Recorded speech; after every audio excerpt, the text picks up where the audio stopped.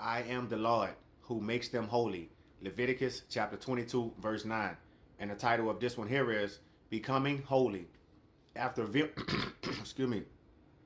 After viewing world-class ceramic sculptures at an art museum, I was invited to create my own pitch pot from air-dried clay.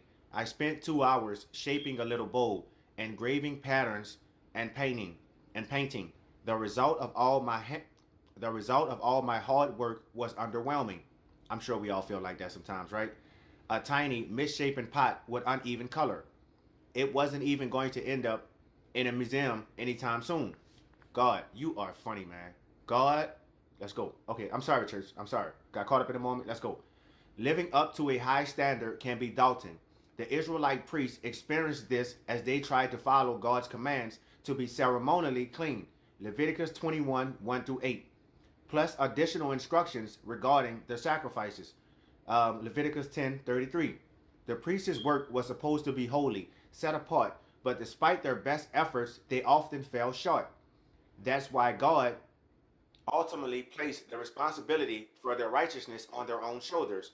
I am the Lord who make the priests holy, he told Moses repeatedly. Leviticus 22:9,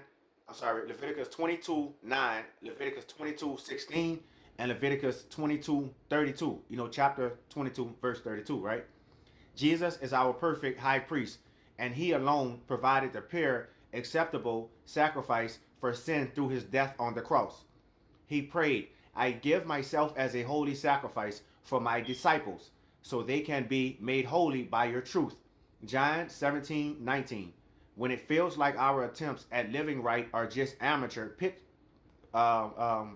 pinch pots, we can rest in the perfect work Jesus has already completed and rely on the Holy Spirit's power to live for him.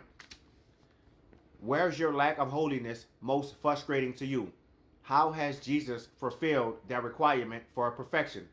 I'm so thankful that my righteousness rests in you, Jesus. Thank you for making me holy. Beautiful, right? But, as it says here, when our efforts in life, trying to be a dad or a great mom, a better coworker, brother, whatever, or, even our efforts for Jesus are not enough, this is when we have to bring it to him in prayer, man, and just ask him, to strengthen us in the areas that we need help in, like, whether you're a preacher or whatever it is, because there's multiple videos that, I haven't shared because I feel like, it wasn't enough or I could have done better, but Jesus still loves you. He still appreciates you. God